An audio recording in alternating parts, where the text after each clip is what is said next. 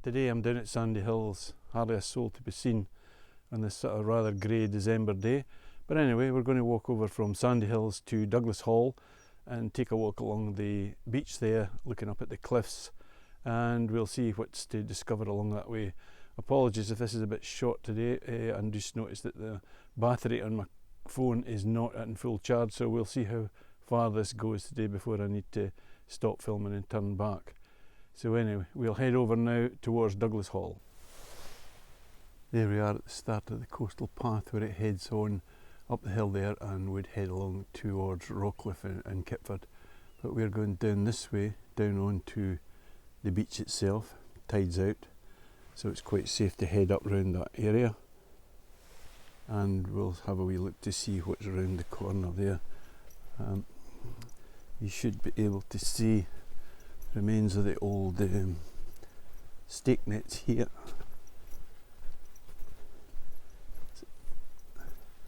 Nice seat here where you can sit and enjoy the view. But we'll head on down now and round towards the nets.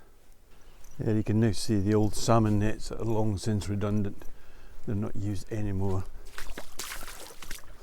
Splashing through the puddles. But tide's well out now. You can see if I just look round, this is looking away out towards the target in the distance there, the old target, down towards Southernest Lighthouse, back round towards RSPB Merse Head and the Suffolk Coast SWT Reserve over there. But it's round to the right here that we're going, and we'll have a wee look, see what's around here. As we come around the corner you start to see just how high the cliffs are. Obviously you don't get that good impression when you're up on the top, you've really got to come down at the bottom. Most of these cliffs are sort of what they call grey wacky, which I think is a type of sandstone. I'm not much of a geologist, but I think that red colour in it is what they call red porphyry. You find it in quite a few of the cliffs along the Galloway coastline. But as we look around, you know, there's the big Needle's Eye across there, which is always worth a look, so we'll head over there now for a quick look at that. If we just look back to where we've come round that corner there from Douglas Hall, and this is us looking along the cliffs here.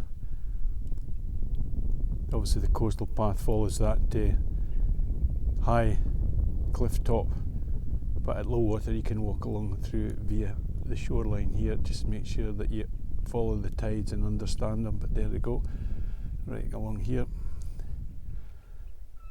Probably you couldn't really call these cliffs as such, they're just a big bank, and cliffs don't really start till you get further along. But there you're looking right round now towards Portling and Port of Warren. But we're going to head back in towards the cliff or embankment there and go for the Needle's Eye, which is the big arch in the middle here. It's down in probably dead centre of the image now. If I sort of walk off to my left here, you should be able to see right up through the arch.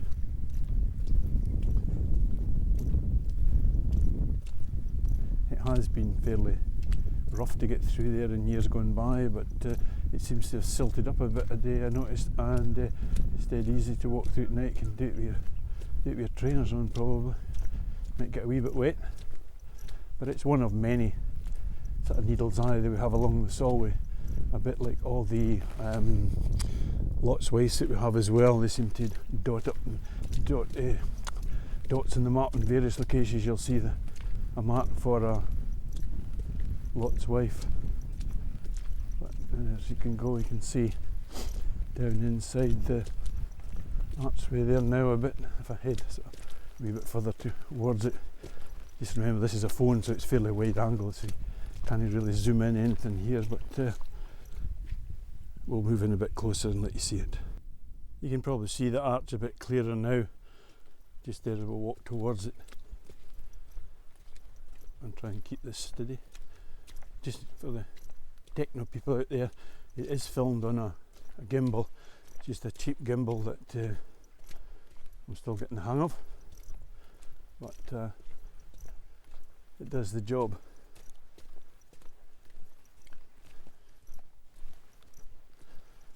There we go, you can see right into the archway now. I'll go and have a walk through the middle. That's us at the arch now, or the eye. Again, well popular with photographers.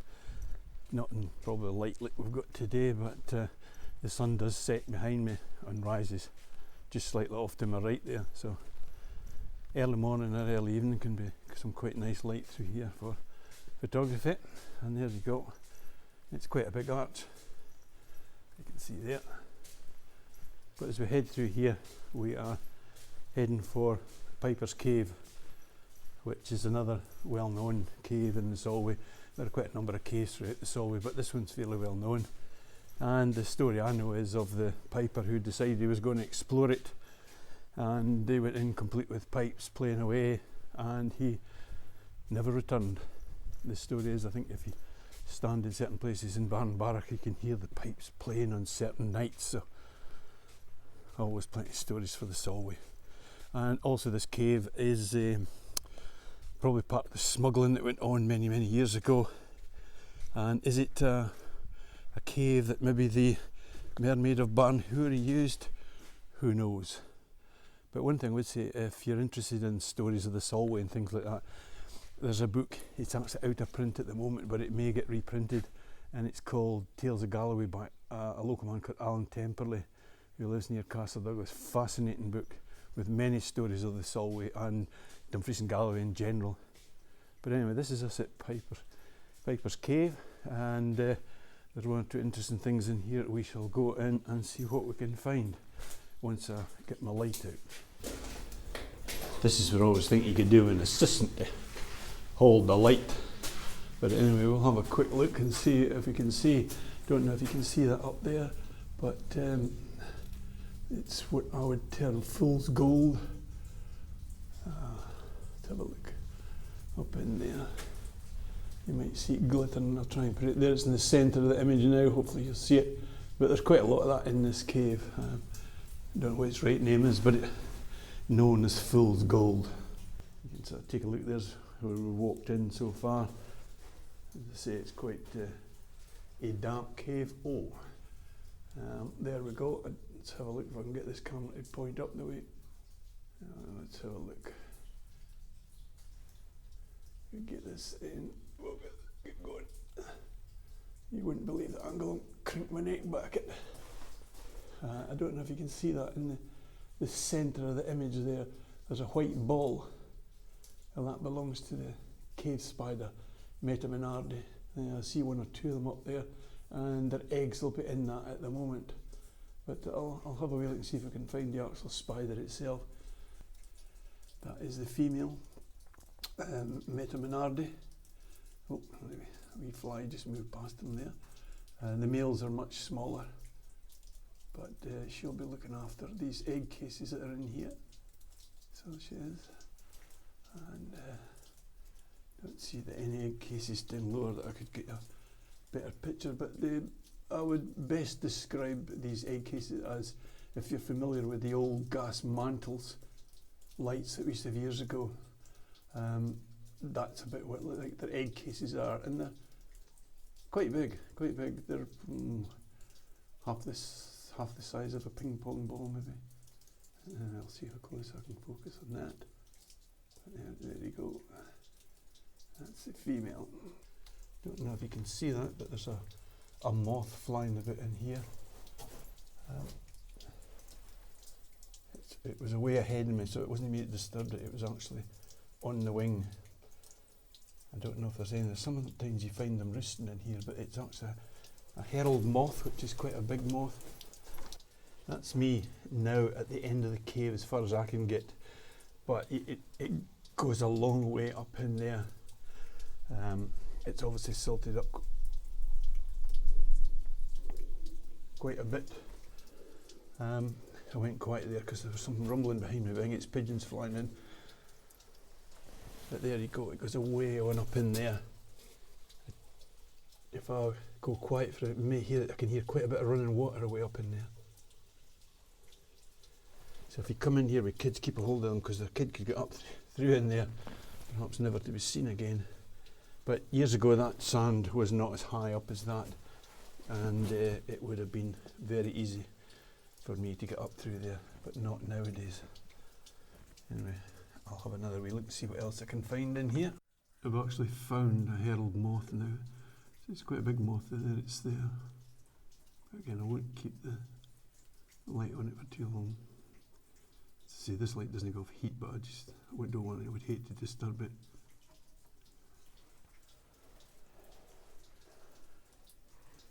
They're just tucked in there under the overhang. See there, you can see it in the centre of the frame now. Some of the colouring in the rocks in here are really quite impressive. Though most of that you wouldn't see unless you had a light on it. So I always carry a wee torch, or in this case it's a slightly bigger light that I've got today, just because I knew I was going to come into the cave and see what it was like inside. So there you have it. I'll just pan around and let you see some of the other. It does go up quite high in here, and I say there was a pigeon flew in earlier and nested away up there somewhere. And I suspect if this was involved in any of the smuggling, the contraband would have been hid away up there somewhere. Let's have a look. There we go.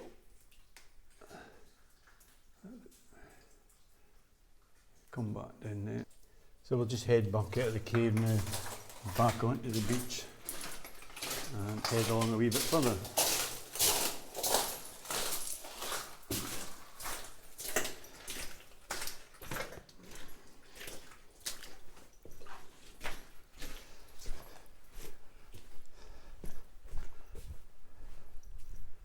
There is another small cave along here, and it's easily missed.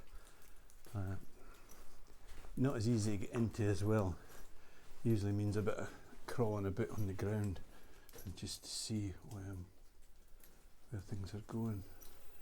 But anyway, we will venture in. Once you get a light on, see where we're going. Well, this one's been washed out a bit. You can get in a bit easier to this one than you used to be able to. Again, it's not a huge cave, but much drier.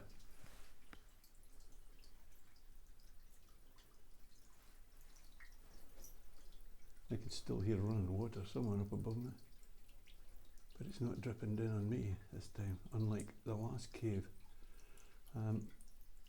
Years ago when we were leading guided walks, a school group named this cave, they all knew about Piper's Cave, but this one actually got called, believe it or not, and I'll just pan up and you'll probably suggest what it's called. See all these white dots that you can see? These are all egg cases of that Metamenardi, and there is a lot in this cave. A lot. Much drier.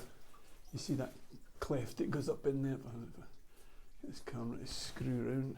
If you look up in there, there's quite a few of them up there. Again, right up in the far distance there, you'll see a lot more fool's gold as well. But there are a lot of spiders in this cave. So if you have a fear of spiders, this might not be the best cave for you to come into. But I'll just have a wee look about. Because there is such an even temperature in here, there are quite a few things that may come in and hibernate in here. Again, more fool's gold. Masses of spiders.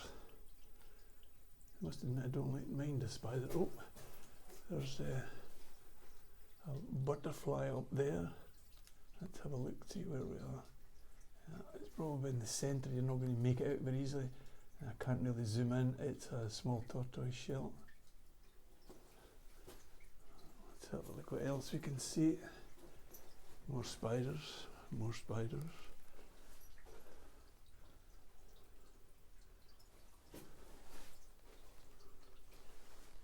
And as we make our way up into the deepest, darkest place, unfortunately this one comes to a dead end, and we don't see much more beyond here, but I'll oh, there we go.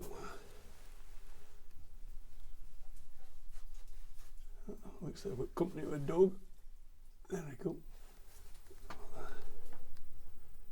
Spider and its egg case in the one shot.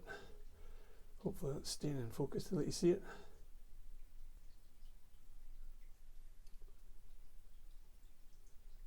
That's me right at the back of this cave, and that's just looking down towards the entrance there, so it's not a big cave at all. But it was amazingly easy to get into this town. Normally bang your head climbing in here. But then we'll just make our way back out, back onto the beach. Just remember, you can't do this when the tide's in, because the tide does come well up into these caves.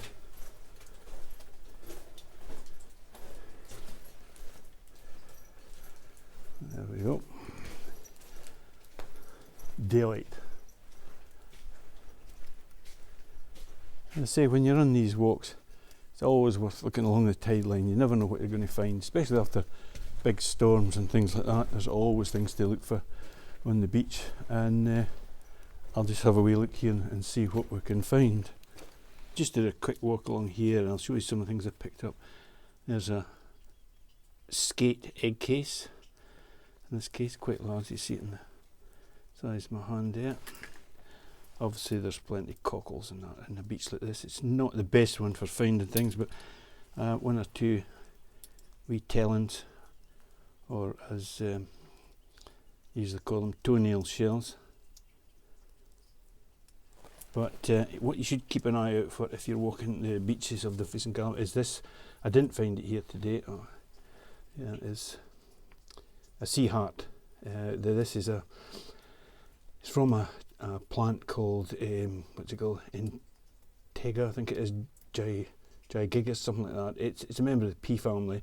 It's found in the Amazon forests, and this is a seed, obviously, so member of the pea family, and you can get up to 10 to 15 of these in a pod. The biggest pods that you'll find in any of them, and they get dropped into the ocean and washed right across the Atlantic and finish up quite often on the Irish coast. This one was found actually near the Mull of Galloway on a beach down there, so it's almost like a bit of mahogany, but it's one of these sort of things you want to keep rubbing in your hands. I've had it for a few years now, but I know of 2 or 3 that have been found in Galloway, so it's always worth keeping an eye open for this. But this is where I think we'll just wind up this for today. I'll see the battery start to go. So, well, there we are. Sandy Hills, Douglas Hall, and along towards the caves, looking across to the Lake District on a rather grey December day. So until the next time, goodbye.